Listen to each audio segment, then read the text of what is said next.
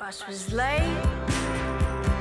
I don't care, 'cause there's something to say. Well, hello and welcome to another Yarra Valley Writers Festival New Release Sunday. And today we dive headlong into that most modern of contemporary couplings, the polyamorous relationship, with author Paul Dalgarno and his novel Polly. Paul is, as you'll hear, Scottish, having arrived in Australia in 2010 and worked primarily in journalism, being a features editor for the Herald and Sunday Herald publications, and also a regular contributor to The Big Issue, Guardian Australia and many more. He's already penned a memoir entitled You May Find Yourself, and this, Polly, is his first novel. Well, this afternoon he's in conversation with that excellent Yarra Valley Writers Festival stalwart, Rick Morton. Do hope you enjoy it.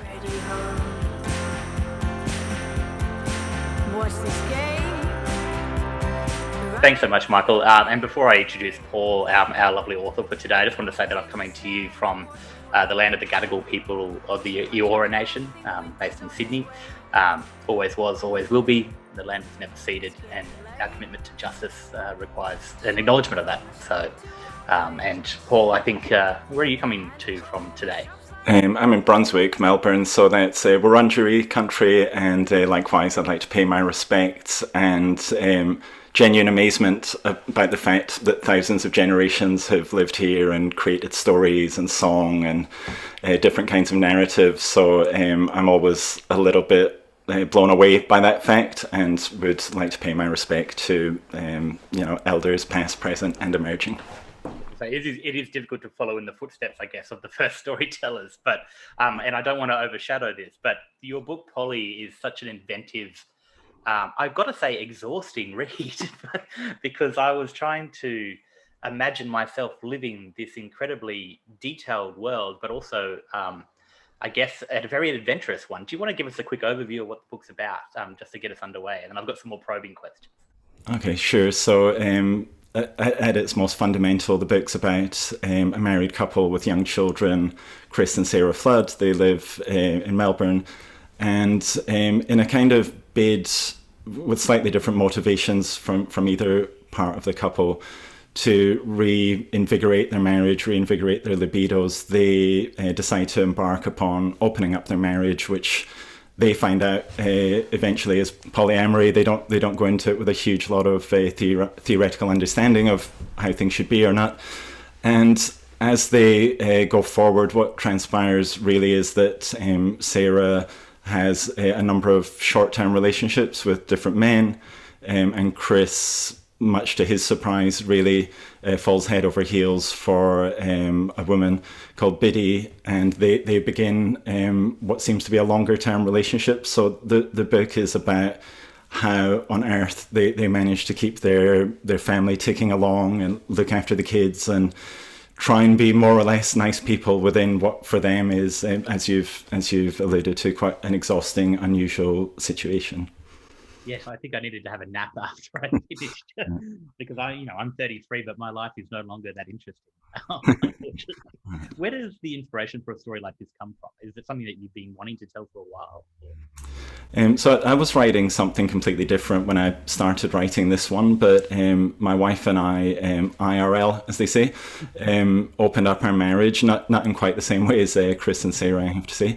But when we did that, what became really apparent really quickly was there aren't that many stories to hold on to or even rebel against in that space.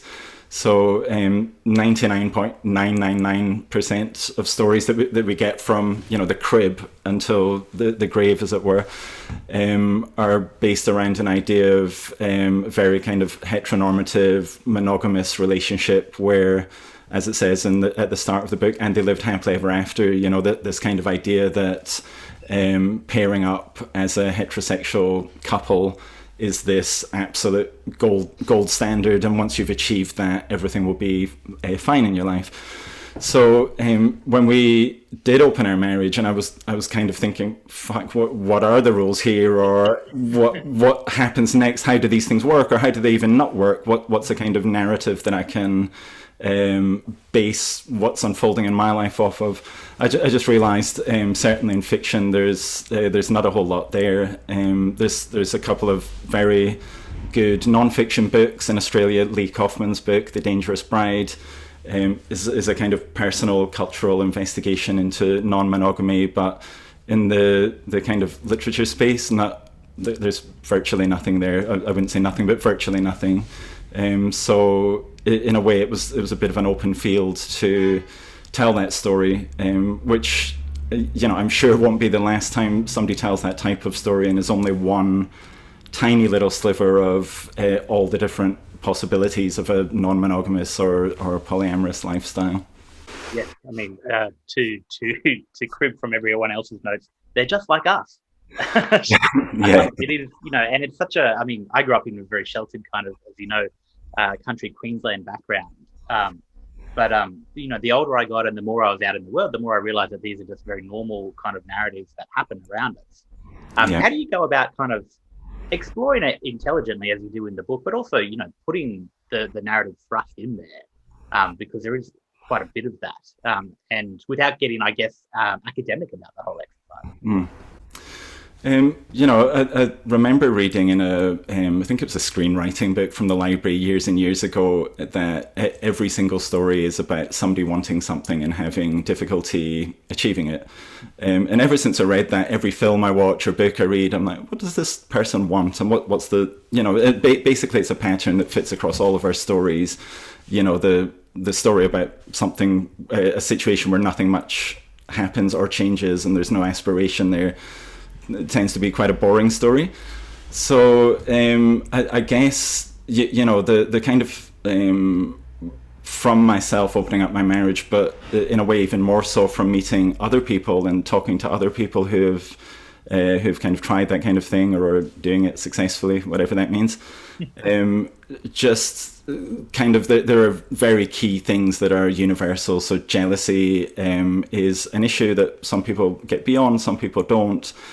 Trust, obviously, like in any relationship, is quite a central kind of thing. So for me, it was really, in terms of that kind of concept of having trouble getting somewhere, it was looking at all the different things that possibly would get in the way of this running smoothly, and putting them in on top of the characters who, I guess, in terms of what they want a happy, stable, you know, unstressful life, and so all the things that are coming in are the opposite of that. So they're the little challenges they have to face as they go along. It's and it's also, particularly early on, it's kind of a tale about, I guess, distorted curiosity and the good and the bad that comes from that. I mean, there's a really beautiful moment, which I imagine is only vaguely adapted from your own life, but Chris, the main character, Chris Flood, is putting eyeliner on. And his wife Sarah just tells him to take it off. She doesn't love it. She doesn't think it looks good on him. Maybe it's just color. And then the woman that he's seeing, Biddy, loves it. And not only loves it, and this is such a beautiful moment, loves it, but offers to go into the bathroom with him to make it even better. And it's such a raw moment, I think, of the ways in which we try to make people love us the way we demand, and yet we're always running up against something. Yeah, that's thank you. That's a beautiful kind of observation about that. You know, I mean, obviously, as anybody watching this would know from my accent, I'm not born in Australia. I'm from Scotland. But actually, going back to your point about your upbringing and then kind of coming from that into a kind of city and suddenly different ways of, different models all around you. Where I grew up in the northeast of Scotland, it's very, at the time I grew up, I would say very heavily policed and self-policed in terms of what it means to be a man and what it means to not be a man. And so you were constantly in this kind of situation of, being kind of policing yourself in terms of your behavior and being terrified, you know, at that time, I'm talking like late 80s, early 90s, you know, the biggest kind of insult you could get at that point was that you were gay. And I don't think, yeah. So but I don't think looking back, it had anything to do with whether you were attracted to men or not attracted to men. It had a different connotation. So, you know, when I was about 13 or whatever, I started playing the guitar, and I used to put on this like Bob Dylan wig and the harmonica and the stand. And that was just incredibly, gay to to my friends. Just anything that was in any way showing any kind of personal, artistic, whatever it was, kind of decision making on your part, was kind of put into this bracket that nobody wanted. It was an exclusionary kind of thing.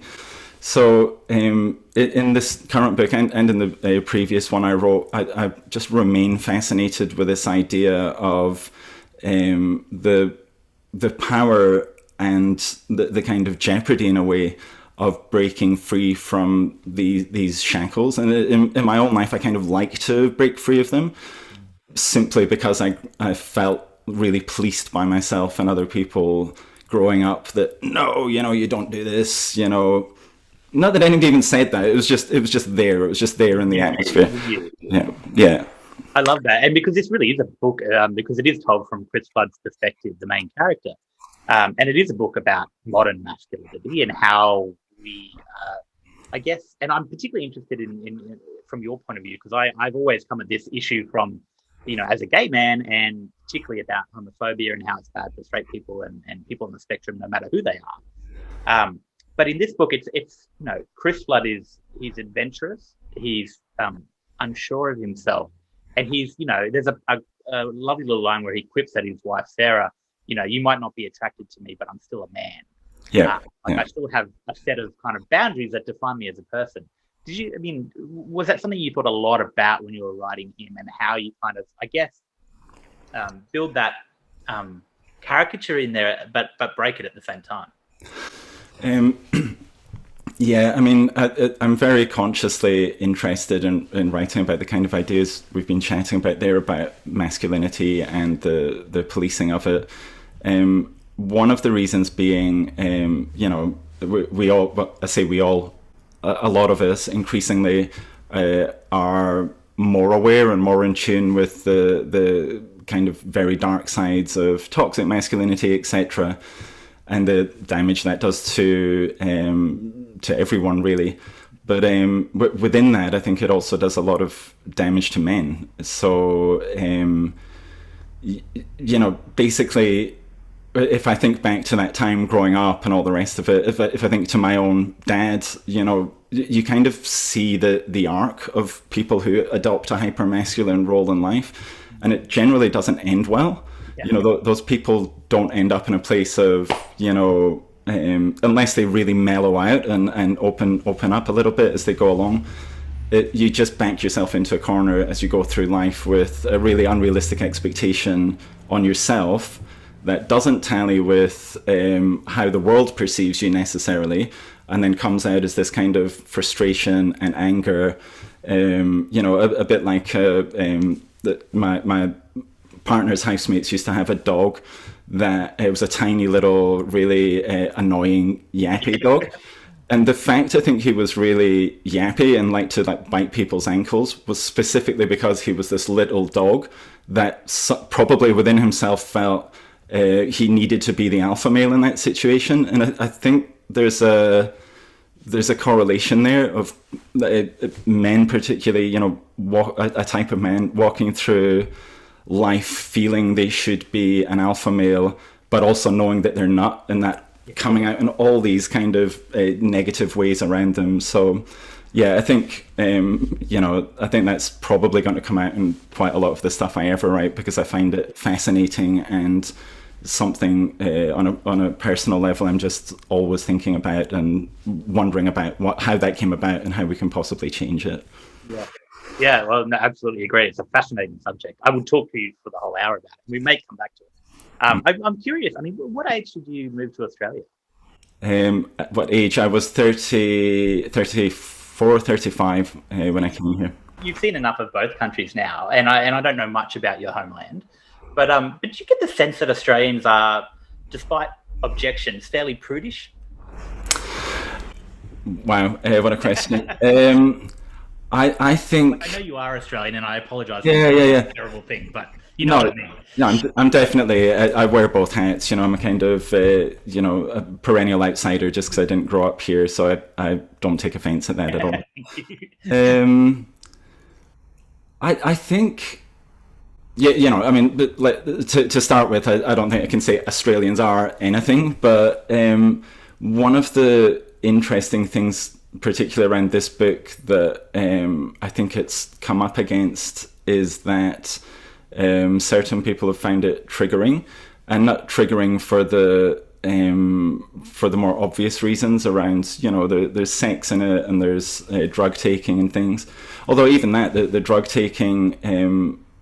Quite a relatively common thing I've heard in feedback or in reviews is that, wow, these people are essentially, you know, off the rails junkies. And I just think back to books like, you know, Train Spotting or whatever, and I think, hang on, they, you know, smoke the occasional joint, and when they go to a nightclub for the first time in 8 years, you know, they take an MDMA cap. You know, so to me, that on the spectrum of crazy, wild, morally challenging behaviors is actually quite tame.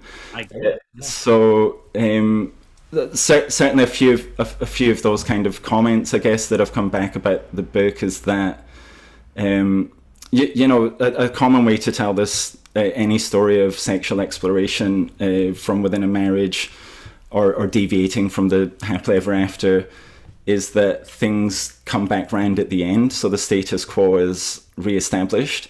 And I think that's a story that we can all feel quite comfortable with. It's kind of like people have dipped their toes in the water. We've all had an exciting couple of hours if it's a film, but you know, normality has been restored and celebrated.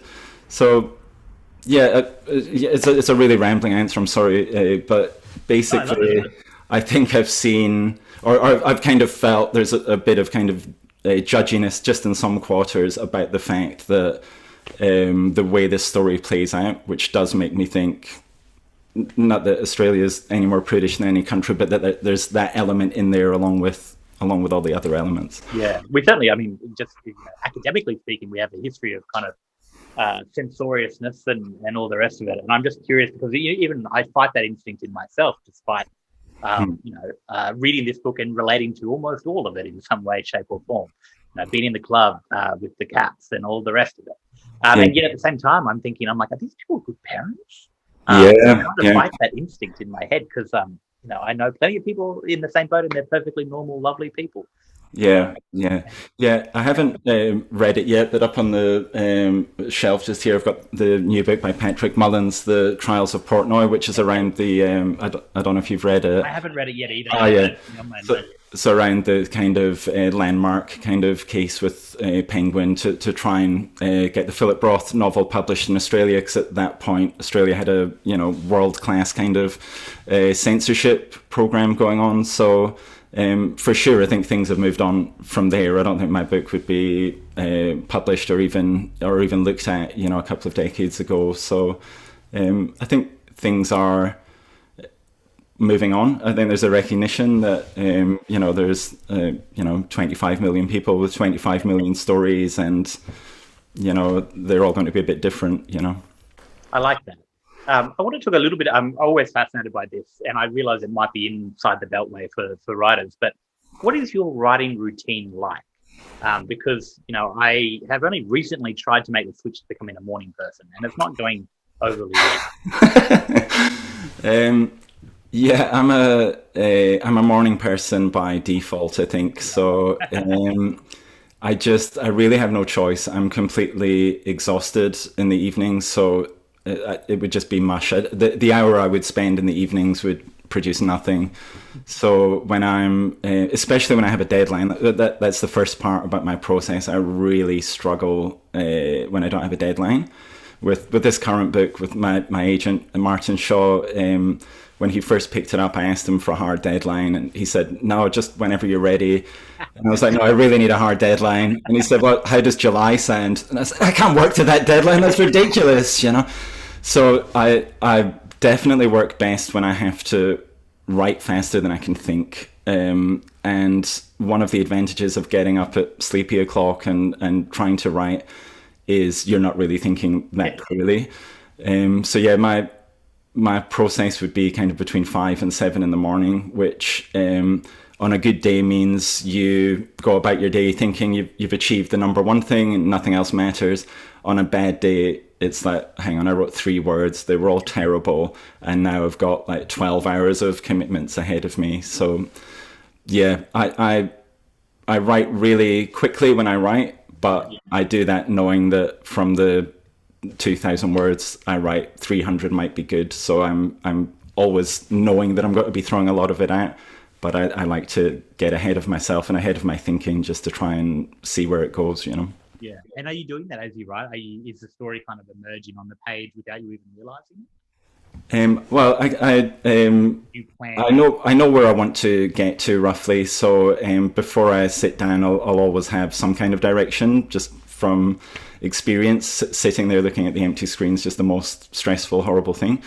But I'll kind of know where I want to get to. But in the process of doing that, something just might feel suddenly like it's on a bit of a roll. That could be, you know, the A to B that I want to write about might be, by the end of the scene, they need to be at the beach. But in just kind of filling up the space, essentially, I might suddenly start writing 300 words about something completely different that has nothing to do with the beach, that ends up being the kind of best or the most fluent part of the writing.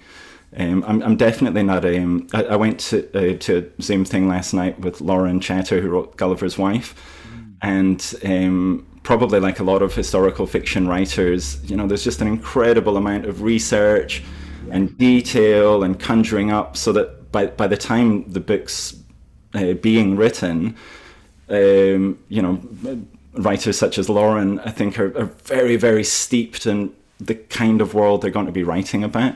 And that is something I really admire, and really not my style. I'm much more likely to write something and then realize I'm going to need to go back and do some research about this particular part, rather than doing mountains of research before I actually sit down and do it. Yeah, no, I can relate to that a little bit. I read something that you wrote recently. I can't remember where it was. I apologize, but it was about how to write a good sex scene. Because we have all read the awards, the worst sex scenes in literature, and they are cringe-inducing. Yours aren't. You're relieved to know. But I don't understand the alchemy of it, I guess. Like, how do you do it? Knowing full well that you're not, by all accounts, you're not a loser, Paul. You're not someone who's like a sad old man writing in his study. How do you make it convincing and not over the top? I think sex specifically. Scenes, I guess. Well, yeah, what I wrote about that was on Lee Kaufman's blog, that piece. And what I kind of wrote about there was coming to the realization, you know, there were certain things I could and couldn't do that would work. The number one thing being body parts, as in sexual erogenous body parts, are really, in my case, something I don't want to use, because they're all they're kind of like full of shrapnel. No matter which word you write, it's going to play wrongly or rightly in all the wrong ways. So just kind of steering clear of that kind of cringe-inducing or triggering in a much more negative way language, and just trying to, I guess, focus on the physicality of what's happening.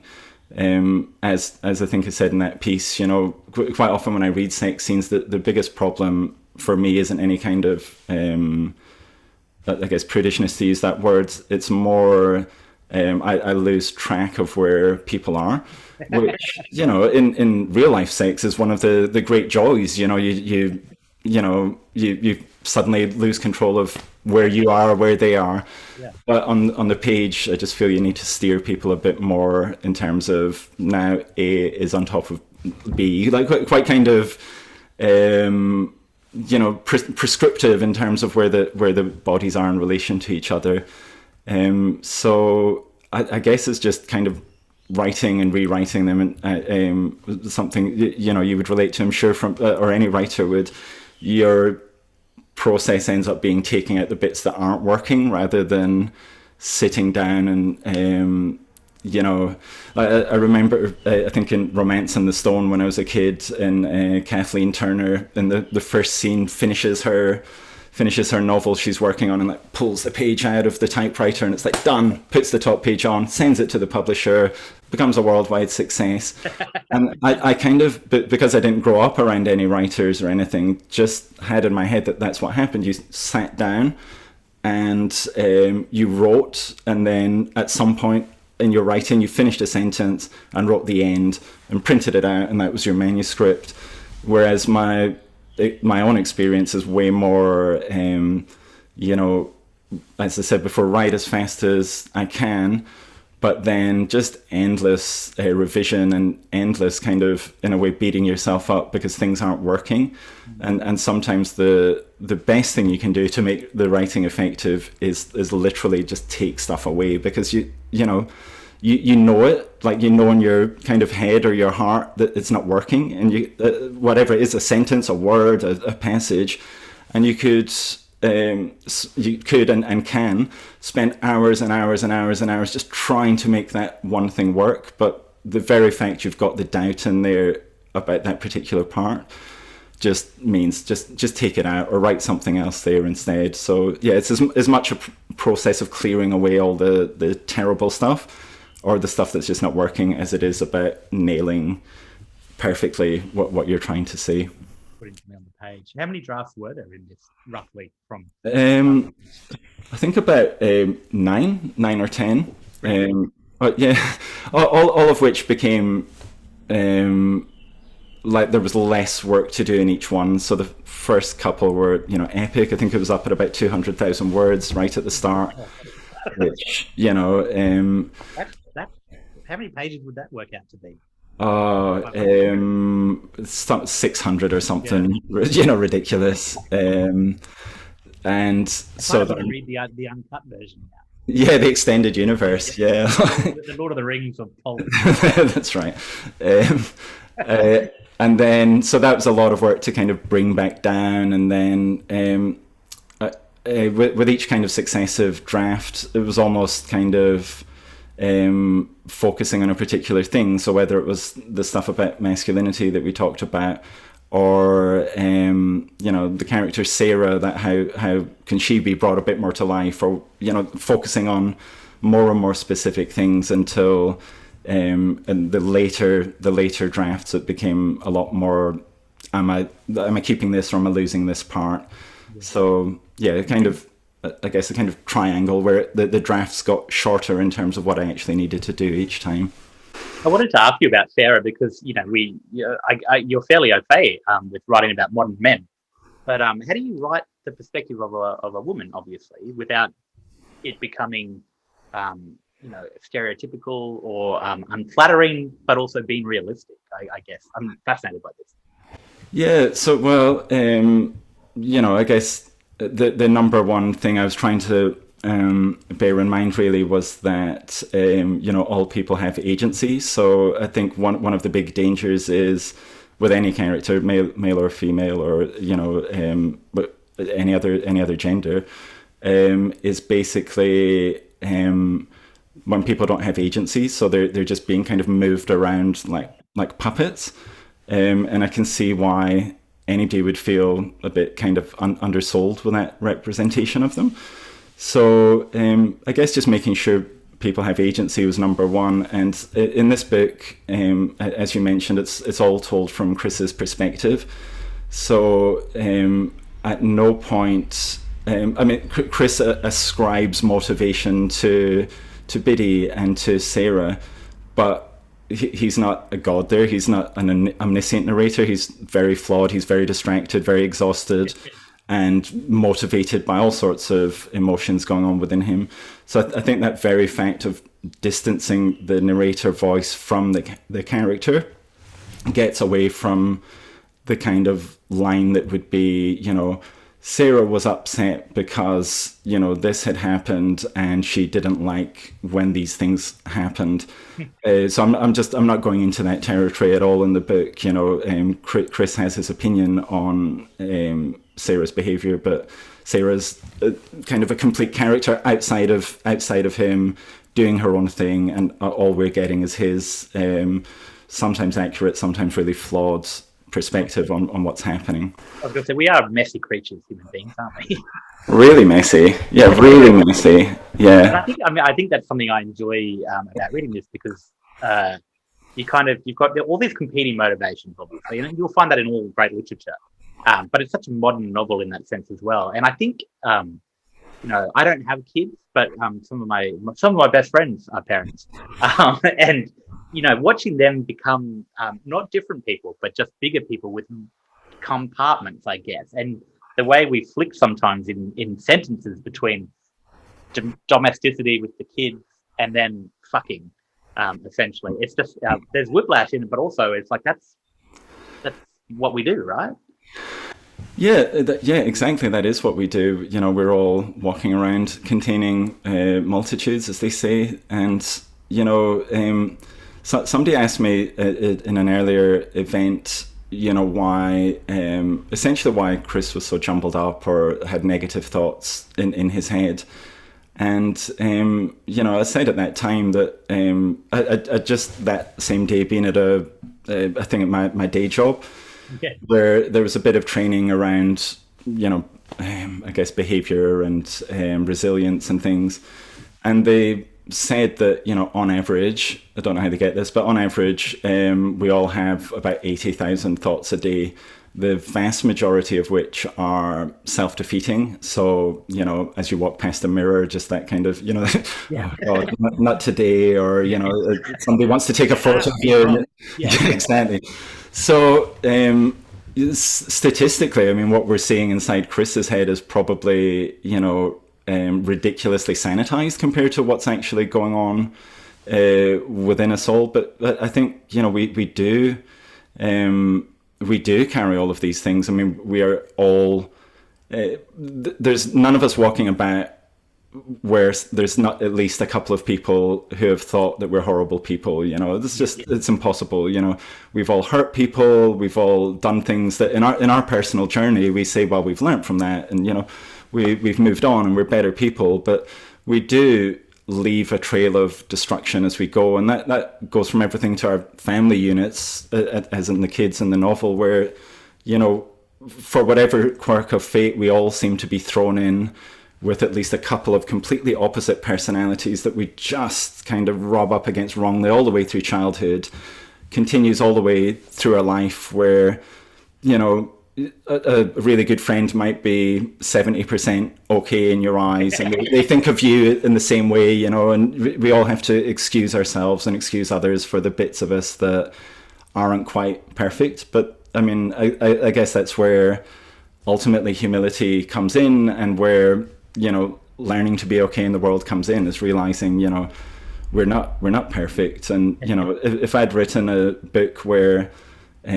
Chris was thinking, I'm never going to think about fucking because I've got like 2 kids, or there's no way I'm taking that MDMA cap and moshing out when the drop comes in a nightclub, you could do that, and that would become a kind of didactic tale of this is how we're supposed to behave. We've got kids now, and therefore who we were 10 minutes ago is no longer relevant. We're now these kind of model humans. But I kind of think, in a way, including in raising children, that it's kind of okay for kids to see that, so many kids face that crisis of confidence at whatever age, when they think, oh God, mummy or daddy, or daddy and daddy, or mummy and mummy, yeah, my parents have made like mistakes, or they're making a mistake now.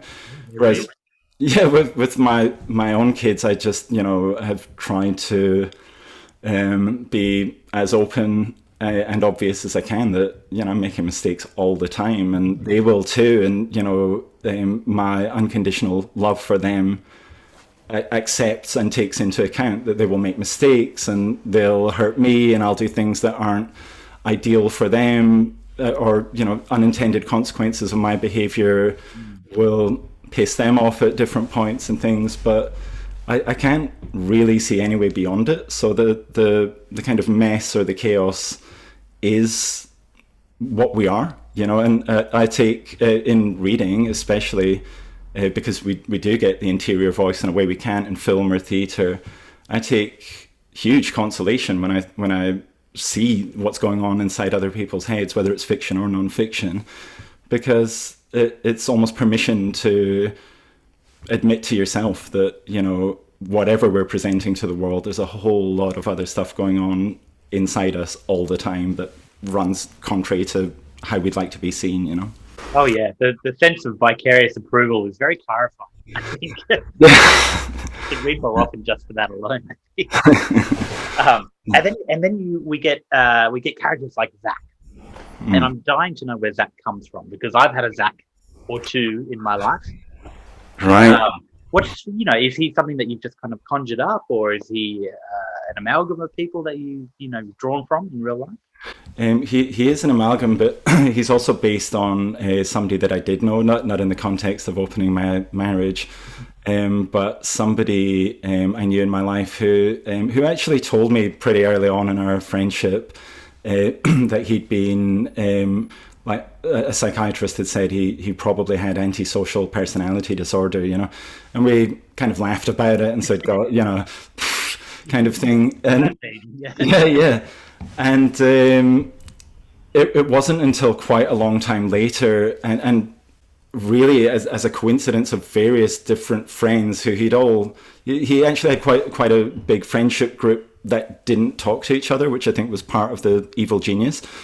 And it wasn't until we started trading stories almost by accident that it was like, hang on, you know, and you know, the weirdest, you know, I'm assuming he did have antisocial personality disorder, and the weirdest part of it is just the fact there were never any tells. So I'm one of the things that polices my behavior most in life is how nervous I am about lying. Not even on a moral ground, just I think I'm going to get caught if I do it. So there are the obvious tells, right? So your voice changes, or you know, you start scratching your face, or you leave the room quickly and say you need to go to the bathroom. And this person didn't have any of those tells, so he just managed to circulate and kind of spiral upwards through all different kind of friendship groups with a completely concocted life story and set of intentions, and nobody picked it. You know, nobody picked it at all.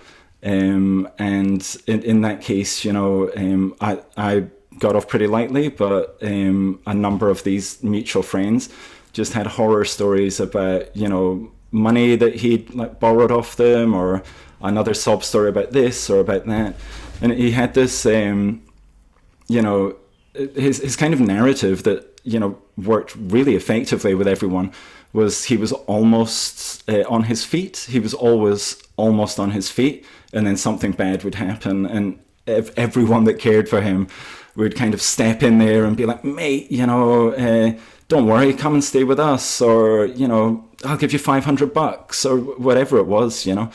So that character in the book, as I say, wasn't related to the, you know, in the time of my life to opening up my marriage, but I just, in the most kind of gruesome way, found that kind of personality terrifying. You know, I mean, yeah. As far as I know, in his case, he wasn't, you know, nefarious in the sense of, you know, committing major crimes or like that kind of thing, but you could see how it could happen.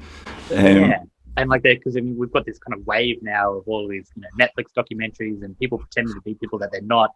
Yeah. I don't know. It feels like it goes to an elemental concern in the human condition that we need to know the quantity of the people around us, for better or worse. Yeah. And I think, you know, as I was saying at the start, trust was always going to be a big theme in this book, and the character of Zac, in a purely kind of mercenary narrative way, allowed the book to have a complicating factor that wasn't the people involved in the romantic relationship.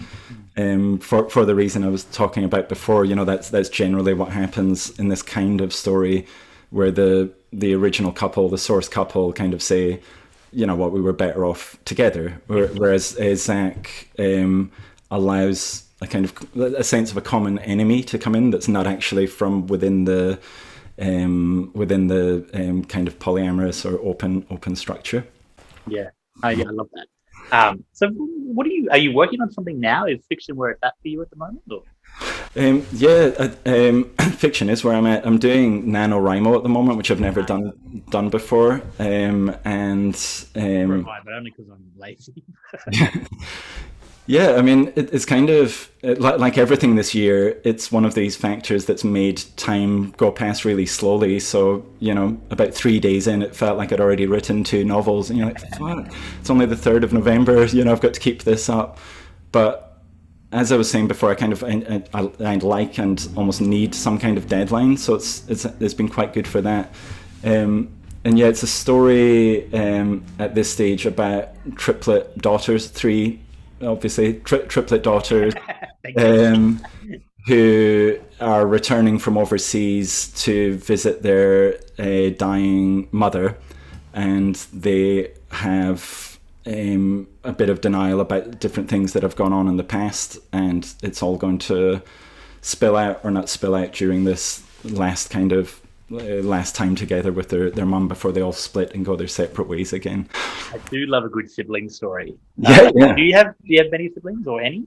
I've got a sister, an older sister. Yeah. I've got obviously my brother and my sister, but really only my sister these days. And it's kind of difficult to get the big sprawling family drama in there because it's just the 2 of us. Is that something that fascinates you though, in terms of I've got friends who tell those stories so well because they're from big families, and it's so no one knows you better than your sibling or how to hurt you.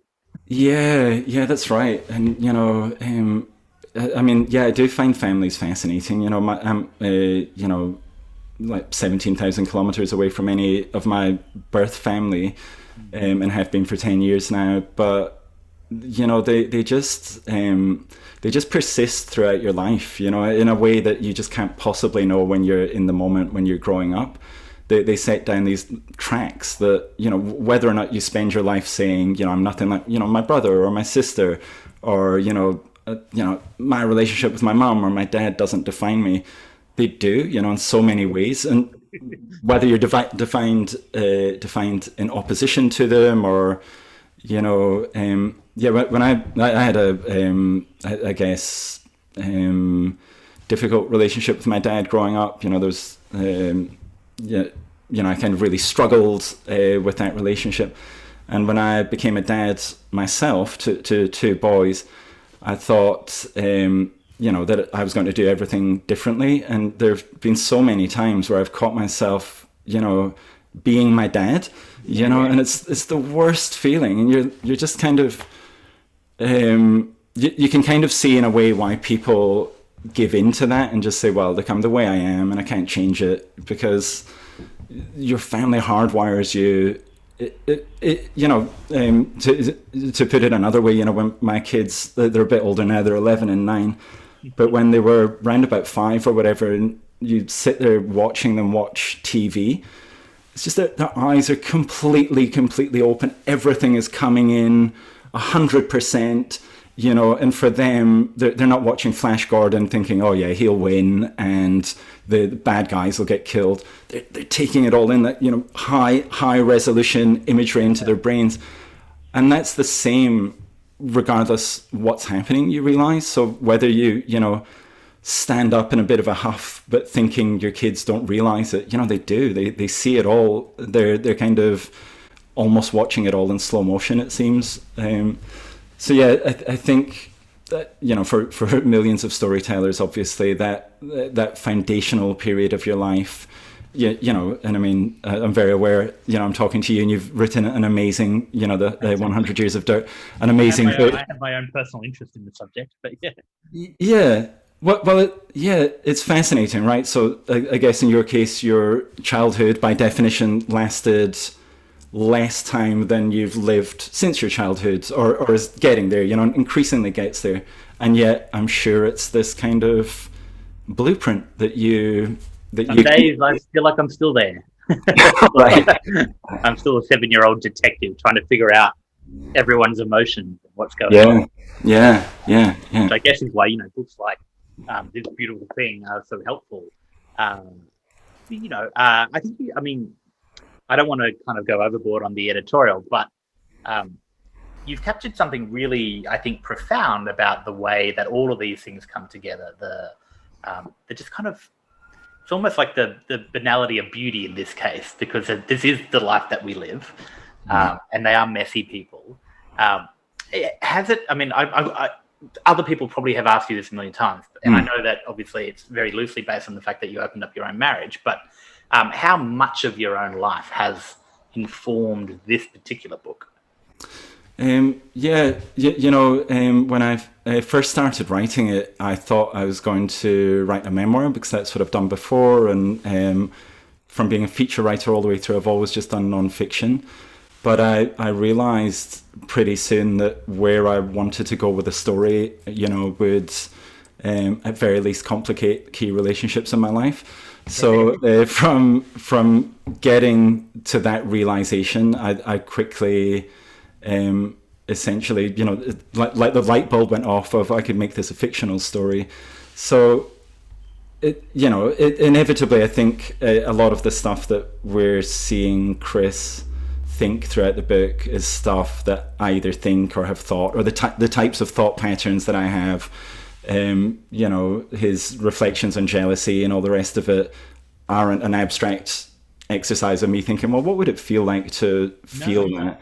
So it's kind of emotionally all based on my life, but in terms of the things that happened, so the scenes and the the different dynamics and things, that's just that's fictional on top of the emotions that are there.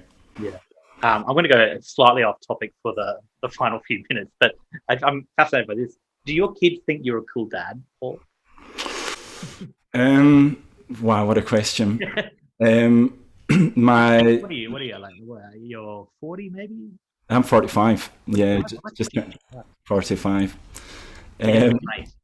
Oh, thank you. I had a new, my paper round wasn't too difficult when I was when I was a kid. I think that changes quite a lot. My youngest one is super sweet. So my wife told me the other day, he's 9, that he said to her, I can see why you fell in love with Daddy. He's really, nice. And he'll just constantly say these things that absolutely break my heart with, the beauty of them. He's absolutely loving kind of boy. And my older son, who's 11, is like just completely over everything. He's like gone advanced into teenage years, age 11. And he'll constantly roll his eyes and, but it's a changing landscape. So what were used to be like hilarious jokes that I told are now very clearly dad jokes, So I think progressively getting less and less cool. But that happens from the start. In Glasgow, where my first son was born, the house we bought, we inherited a piano with it. And I can't even play the piano, I play the guitar, but I was like learning it. And I remember really clearly him looking up at me, just hitting the keys. And it was like, comparatively, because he hadn't heard anything else, as great as Beethoven or something like that. But to anybody that had ever heard any piano music outside, it was, it was what it was. Somebody trying really hard to play chopsticks and failing, So, yeah, I think probably the pattern is the same as a very common one where I'm now becoming progressively uncooler, and then with any luck whatsoever, by the time they're in their 20s, they'll say, "Oh, actually, my dad was kind of cool sometimes." So, I guess I only ask, and I'm asking this I guess this will be the final question, but it ties to the modern kind of man theme that runs through the book as well. But my friend's got a young son who's 3. And I find it so fascinating that despite this kind of uber progressive parenting that they've got, that he's still a boy in all these kind of weird structural ways that I find so challenging, I guess, and fascinating. And I think I was the same way based on all the Tonka trucks I had when I was a kid. Do you find that you don't need to talk about your kids personally necessarily, but have you witnessed that yourself growing up and becoming a parent? Yeah. I remember very clearly taking my kids to childcare, which is obviously, foundational, first time they're socializing, and being quite amazed that, the majority, let's say, like a number of the people in childcare, little kids, I don't know, like 4 years old, 3 years old, the girls would, on the whole, be doing something like sitting around like a plastic tea set or doing something like that, and kind of in a circle looking at each other. Whereas with my boys, like every other boy, they didn't go up and make eye contact with anybody. What they would do would be see another boy who was like hammering a bit of Play-Doh or something, and they'd sidle up next to them, kind of no eye contact, and start hitting the bit of Play-Doh too. And then when that boy ran outside, they'd run too. And, kind of as a result of doing these things together without ever saying, hello, my name is, they kind of became friends, and they'd say, oh, that's my best friend Archie, or that's my best friend whoever. And the odd thing about that is nobody ever told them that. Nobody said, oh, I certainly didn't to my kids, oh, you're a big boy, you can't do the tea set. I'd have been just as happy if they sat down and had a good conversation. I'd probably been happier, to be honest. So that for me was a really odd realization, that seemingly without being socialized at that point, there were these divergent ways of being. Although the kind of flip side of that is they themselves aren't judging what that means. So there was a boy at the play center who used to always arrive dressed in pink, and he wore a tutu, and his bike had like pink tassels coming off the handlebars. Absolutely. Yeah, absolutely, exactly. Yeah, coolest kid there. And there wasn't any sense of any of the kids, mine or any of them, quick head turn and, oh my God, somebody's breaking gender norms here. So, similarly, gender norms or race, there was it's like literally they don't seem to see those structures that become more and more kind of insidious as we go on, and yet amazingly they themselves seem to fall into the pattern. And it's a bit of a chicken and egg, right? So in that scenario that I said, had my kids gone in and there were a couple of boys sitting around the tea set, would they have just gone up and sat there and been like, oh, this is what it is? So are they is it like for like, or this person looks a bit like me? Yeah. To that scenario. Yeah. But I hope.